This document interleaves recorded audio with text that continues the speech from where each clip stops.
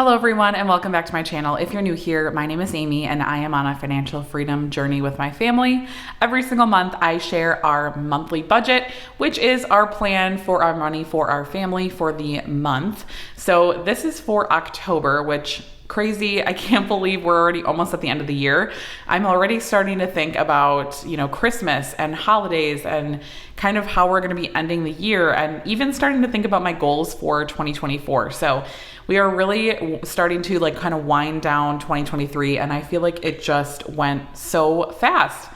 It's crazy. I don't know. It blew by and I can't believe we're already talking about, the holidays and Halloween and Thanksgiving and Christmas. It's just, this part of the year feels like it goes by so fast. So it is even more important than ever these next few months of the year to really set aside a budget and make sure that you have a plan for your money, because this is the time of year, I don't know for you guys, but for me definitely, I feel like spending can get really out of control around the holidays. And so if you don't budget, I would highly, highly recommend that this is the time of year you start. It is such a worthwhile process to sit down and make a plan for your money. If you guys have followed me for a little while, I also do a budget recap at the end of every single month. So if you guys are interested in that, I have an entire playlist with years at this point of our budgets. And I share all about, what we actually spend, what we had planned, and all of that kind of stuff in those videos. So definitely check those out if you need some inspiration. But let's go ahead and get into it for October. So last month we had extra paychecks, and so it kind of feels like October is a little bit of a boring budget month. We really don't have anything super exciting. We don't have any extra things this month, so it's really just a average month. We don't have anything that we only have a few times a year. So for example, we pay our water quarterly. That was actually last month that we had that. And then we also pay our car insurance biannually, which we actually paid in September, but it comes out of our car sinking fund. So you guys didn't see that. And our cell phones, we use Mint Mobile. I always have them linked down below. My husband and I have been using Mint for a year now. Actually, I think it was in November that we switched. So almost a year that we've been using Mint Mobile, and it has been absolutely fabulous. We love it. No regrets at all for switching. So if you guys need a cheaper cell phone, highly recommend that you check out Mint. It is awesome. And we only pay $30 a month, unlimited everything per person. So it saved us a ton of money. So those are things that you're not going to see in my budget. And also this is a net budget. So this is what we actually take home in our checking account every single month. So our, health insurance, HSA, 401k, that's all deducted pre-tax. So this is our net budget. So hopefully that clears up any questions you might have. Let's go ahead and get started with our fixed expenses. So first up here is our mortgage.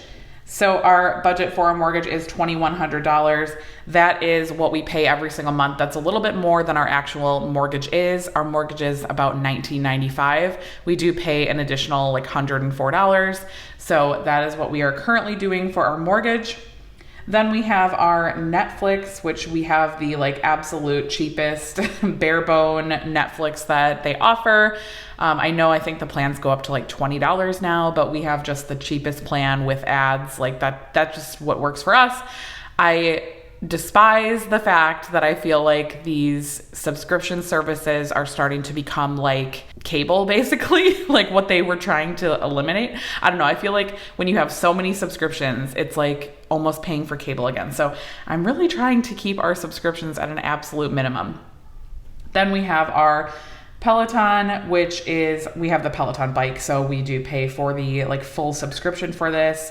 I have been using the bike, I've been using the strength workouts, and then I also use the walking workouts, their treadmill workouts on my walking pad, which has been really fun.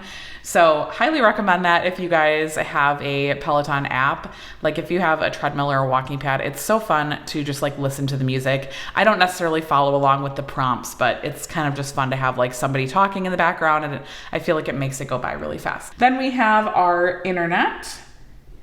So that is at $60. And we have a recurring donation to St. Jude every single month in the amount of $100.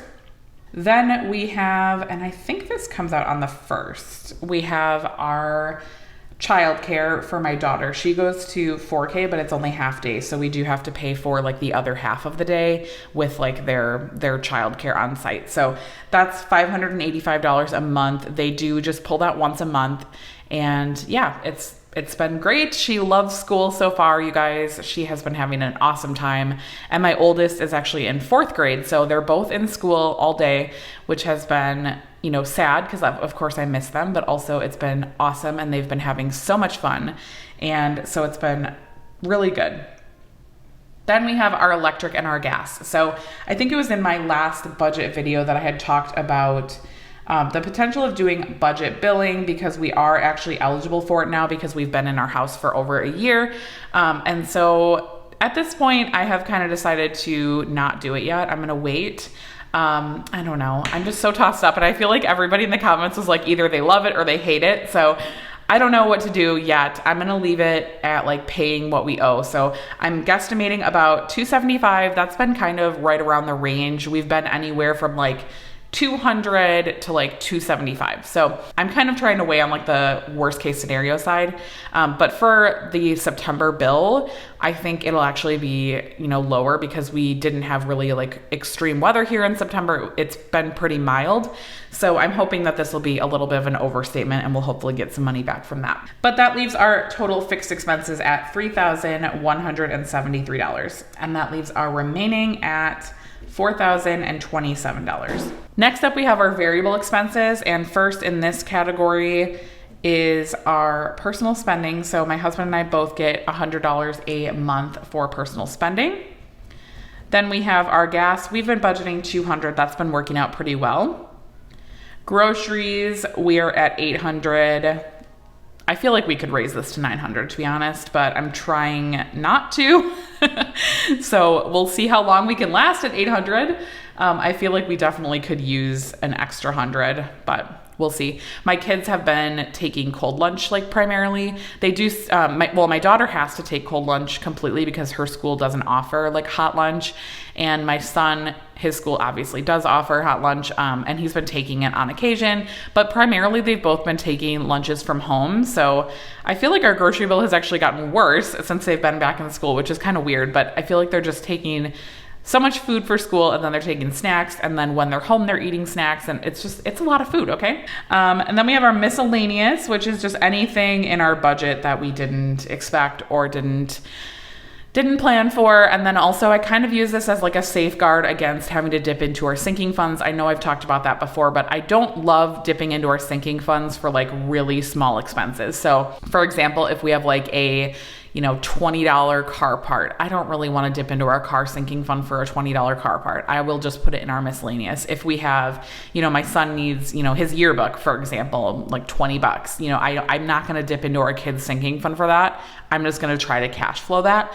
So I try to save our sinking funds for like the bigger expenses, like, you know, school registration, and if our cars need new tires, or, you know, our car insurance, things like that.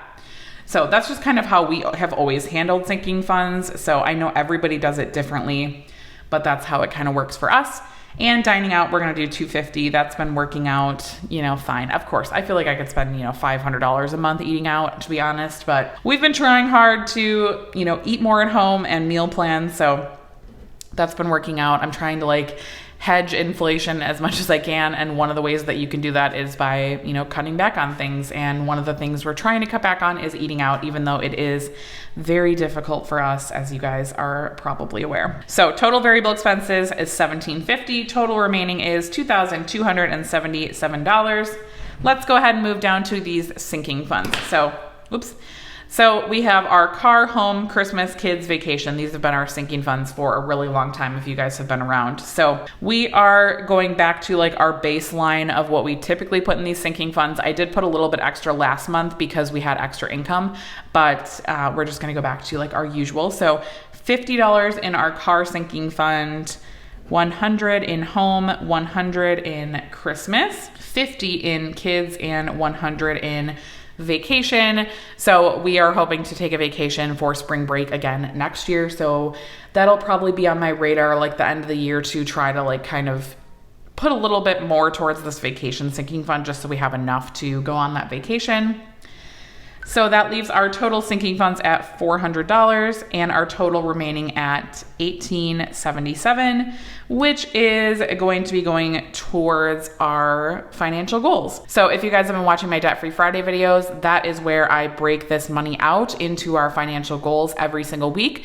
So if you guys want to see what our financial goals are, check out those Debt Free Friday videos because I do talk about that every single week. And here I'm going to put the percentage that this is actually because I think it's interesting to track. So 1877 is 26% of our net income. So we do try to stay like 20+% towards financial goals, which I feel like is a really good amount for us. So yeah, that is our plan for our money in October. Hopefully it works out this way. Anyways, that's all I have for you guys for this video. I hope you guys have an amazing rest of your week and I will talk to you on Friday. Bye guys.